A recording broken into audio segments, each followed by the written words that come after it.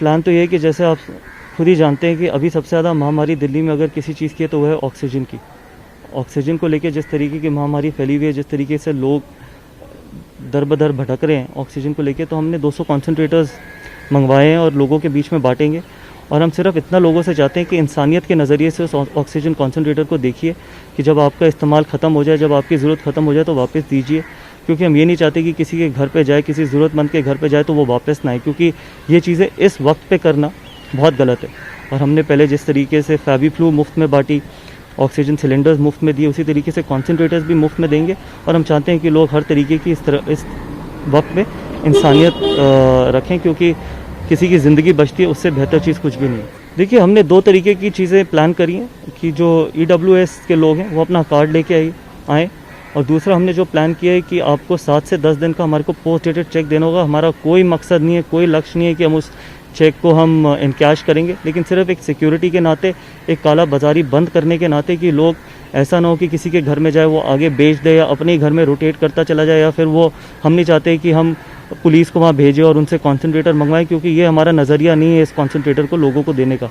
हम सिर्फ इसलिए सिक्योरिटी चाहते हैं कि कम से कम काला बाजारी ना हो और लोग अपने आप से 7 से 10 दिन में हमारे को वापस दे जाएं जब उनकी ज़रूरत ख़त्म हो जाए, जिससे हम इसको रोटेट कर सकें और लोगों की ज़िंदगी बचा सकें। कॉन्सनट्रेटर्स का मकसद ये है कि लोगों की ज़िंदगी बच सके, और इसी तरीके से यही सोच है, और हम श्योर कि लोग भी इसी सोच के साथ जुड़ेंगे और अपने आप से जब उनकी यूज़ ख़त्म हो जाएगा, जब उनका इस्तेमाल ख़त्म हो जाएगा, उनके घर में हमारे को वापस दे जाएंगे। तो इसके लिए कुछ डॉक्टर का प्रिस्क्रिप्शन वगैरह, डॉक्टर के प्रिस्क्रिप्शन की ज़रूरत है आपको। साथ ही में आप ऑक्सीमीटर, आप अपनी ऑक्सीजन लेवल बताएंगे कि आपका क्या ऑक्सीजन लेवल है, क्योंकि कई बार ऐसा भी होगा कि लोग सिर्फ अपने घर में एज ए सिक्योरिटी रखना चाहेंगे कि कल को कोई मिसहैप हो जाए तो कम से कम मेरे घर में एक कॉन्सनट्रेटर पड़ा है, लेकिन इसका वो मकसद नहीं है। इसमें तो आपको करोड़ों कॉन्सनट्रेटर्स लेने पड़ेंगे अगर लोगों को सिक्योरिटी देनी है। जिस तरीके से हमारे मुख्यमंत्री जी ने बोला था 2020 में कि हर घर में एक सिलेंडर होगा, उसी तरीके से आपको हर घर में कॉन्सनट्रेटर भिजवाना पड़ेगा अगर आप उस तरीके से सिक्योरिटी रखना चाहते हैं।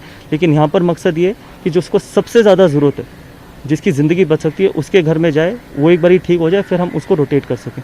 तो ये कब से आपका ये प्रोग्राम शुरू होगा कॉन्सनट्रेटर? कल से शुरू हो जाएगा ये। और इसलिए मेरे को बहुत खुशी है कि हम इस तरीके से कॉन्सनट्रेटर्स लेके आ पाएँ, और लोगों के बीच में हम जब देना शुरू करेंगे और लोगों की ज़िंदगी बचेगी, तो उससे पुण्य का काम क्या है। सिर्फ यही सलाह देना चाहूँगा कि जो गाइडलाइंस हैं, जो प्रोटोकॉल्स हैं, उसको फॉलो करिए, क्योंकि आपकी ज़िंदगी आपके हाथ में है। और साथ ही में थोड़े रिस्पॉन्सिबल होना भी बहुत ज़रूरी है कि आप मास्क पहनिए, और क्योंकि अल्टीमेटली क्या होगा कि इतनी तेज़ी से स्प्रेड होता है कि आप अगर बाहर घूमेंगे, बिना मास्क के घूमेंगे, और अगर आप एसिम्प्टोमेटिक हुए किसी और को हो जाता है, तो आपको साथ वाले की भी जिम्मेदारी रखनी है, अपनी भी जिम्मेदारी रखनी है, तभी ये देश बच पाएगा, तभी हम इस महामारी से जीत पाएंगे। तो इसलिए मैं यही कहना चाहूँगा कि सारी गाइडलाइंस फॉलो करिए, और हम जितनी ज़्यादा से ज़्यादा कोशिश होगी लोगों की करेंगे। दिल्ली के लोगों की सेवा के लिए हम हर तरीके से रेडी हैं, लेकिन सच यही है कि दिल्ली में बहुत महामारी है, ऑक्सीजन की कमी है, बेड्स की कमी है। तो इसलिए सब मिलकर अगर काम करेंगे तभी हम इस महामारी से बाहर आ पाएंगे। सोसाइटी में पैनिक इसलिए क्योंकि जब दिल्ली में पिछले 6 साल तो छोड़िए, पिछले 1 साल से जब हमारी कोई तैयारी नहीं थी, तो इस तरीके का पैनिक तो होगा ही नहीं। ना आज आपके पास बेड्स हैं, ना आपके पास कोविड सेंटर्स हैं, ना आपके पास ऑक्सीजन है, ना आपके पास ऑक्सीजन टैंकर्स हैं। आपके पास है क्या दिल्ली में आज? इसका तो कोई सवाल जवाब नहीं देगा।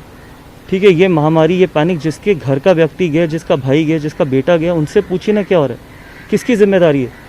जिसके घर में इतनी बड़ी ट्रेजेडी हुई है, किसी की तो जिम्मेदारी है। और शुरुआत कहाँ से होती है? शुरुआत टॉप से होती है, शुरुआत मुख्यमंत्री से होती है।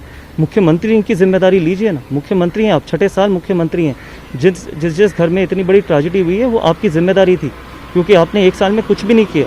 आपने अपने मोहल्ला क्लिनिक की इतनी तारीफ़ कर दी कि लोगों को लगा मोहल्ला क्लिनिक ही आपके हॉस्पिटल हैं, और आज देखिए कहाँ है आपके मोहल्ला क्लिनिक। जब 6 साल में मुख्यमंत्री कुछ करेंगे नहीं विज्ञापन के बाद, तो कभी ना कभी तो कोई ना कोई हेल्थ इंफ्रास्ट्रक्चर एक्सपोज होगा, कोलैप्स होगा ना, क्योंकि जनसंख्या तो बढ़ती चली जा रही है। ऐसा नहीं है कि जनसंख्या बढ़ती नहीं चली जा रही, आपको अपना इंफ्रास्ट्रक्चर भी तो अपग्रेड करना पड़ेगा ना। जो पैसा आपका, मेरा, हमारी मेहनत का पैसा, जनता की मेहनत का पैसा उन पे लगना चाहिए, वो आपने अपने विज्ञापन पे लगा दिया।